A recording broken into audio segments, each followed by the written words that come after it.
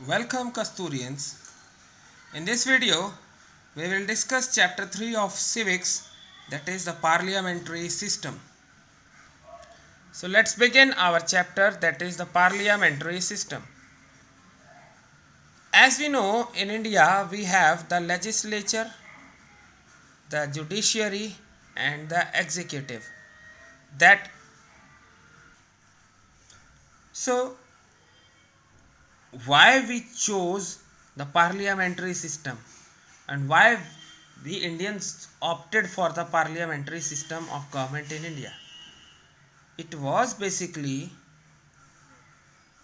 the influence of the Britishers over India, that the Indians, they were most influenced by the British parliamentary system of governance. Also, using this parliamentary system, it was tried or it has been attempted to provide equal representation to the multiple religious and linguistic groups so that they could elect their representatives. Also, the executive being responsible to parliament reduces the chances of dictatorship. Now, the question comes, we have talked about parliament 3 or 4 times this word is used. What exactly is parliament? See, parliament refers to a group of people who are vested with the powers to make laws and get them implemented to rule or to govern the country or a particular region. I repeat, it doesn't refer to rule, it doesn't refer to government, it refers to a group of people, in fact, a group of elected people who are vested with the powers to make laws and to let them get implemented as and when required to rule or govern the country or a region. In India, the parliament consists of Lok Sabha and the Rajya Sabha. The two houses together they compose the union legislature.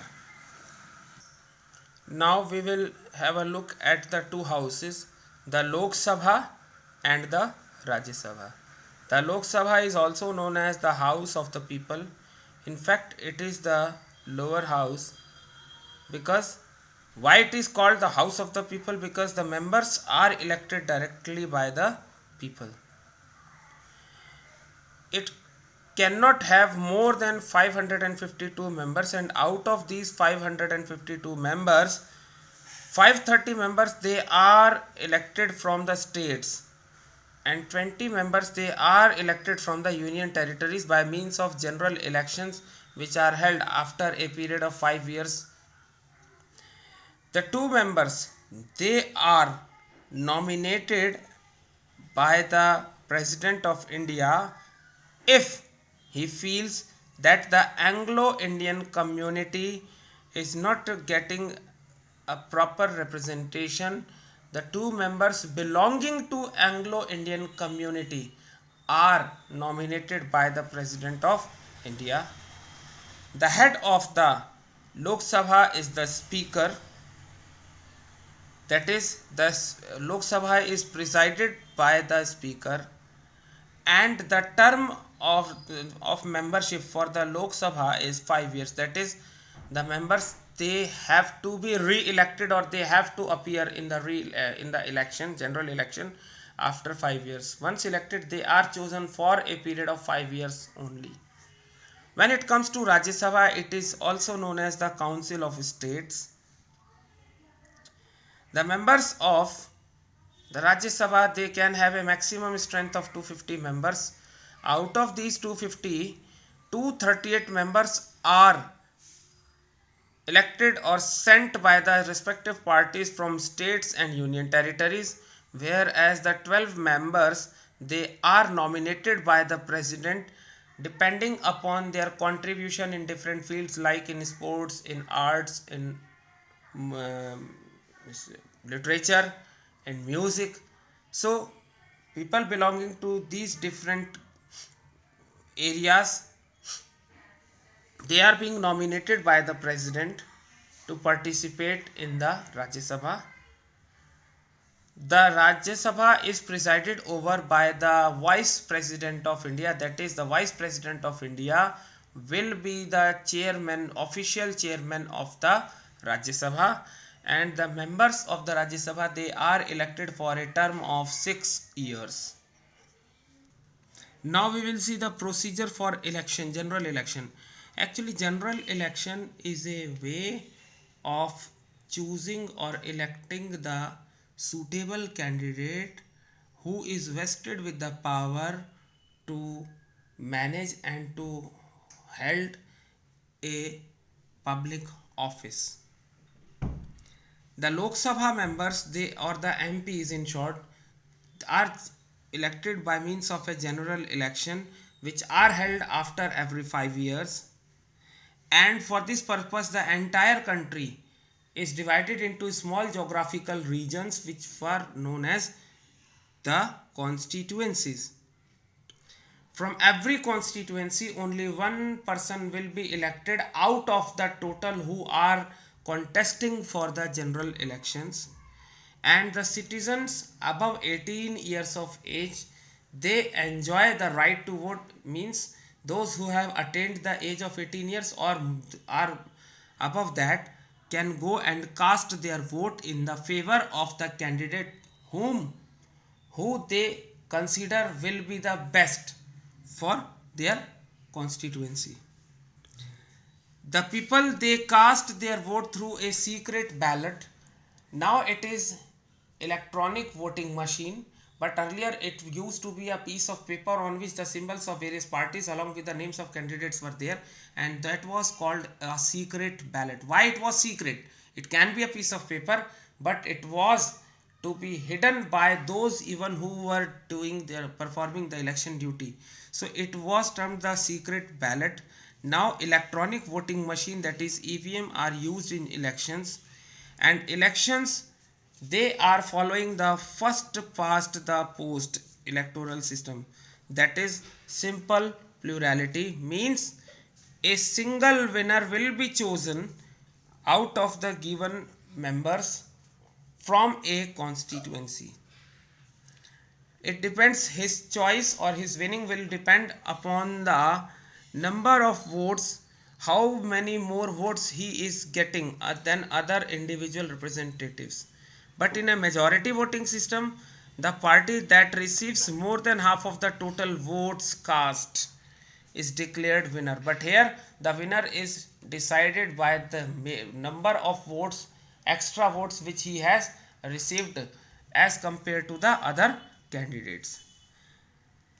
After the results are declared, the members of the single largest party, or that is the party whose members were elected as a majority, becomes the ruling party. Generally he is given the offer to come and frame the government, and the other persons, they form the opposition.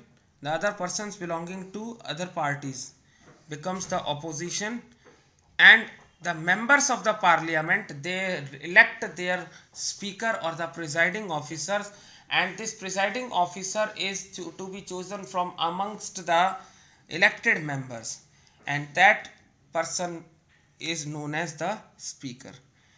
The speaker is expected to be impartial. There should be no partiality in any manner, and he supervises the proceedings and maintains order in the house. And it was Mr. G.V. Mavalankar who was the first speaker of Lok Sabha, and currently it is Mr. Om Birla who is the speaker of the Lok Sabha. When it comes to Rajya Sabha, it is known as the Council of States or the Rajya Sabha, and it is also known as the upper house of the parliament.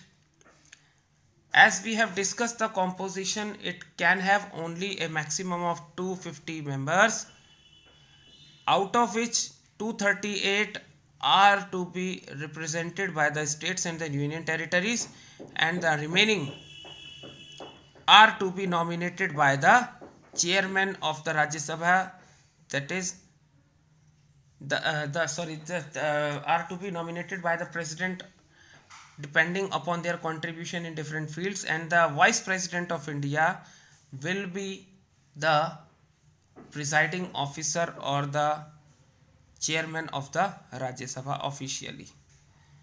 For a person to be a member of the Rajya Sabha, a candidate should have to fulfill the following eligibility criteria, that is, he or she must be a citizen of India. According to age, he should not be less than 30 years of age. He can be disqualified if he holds any profit office, that is any office of profit under the government, or if he is found to be of an unsound mind, or he has acquired the citizenship of another country, then the person can be disqualified. The term, as we have told, that it is a maximum of 6 years, and one third of the members they retire after every 2 years, and thereafter fresh elections they are announced for the vacant seats in the beginning of the third year, and it is not going to dissolve. That is, in any case the Rajya Sabha is not going to dissolve, therefore it is also known as the permanent body.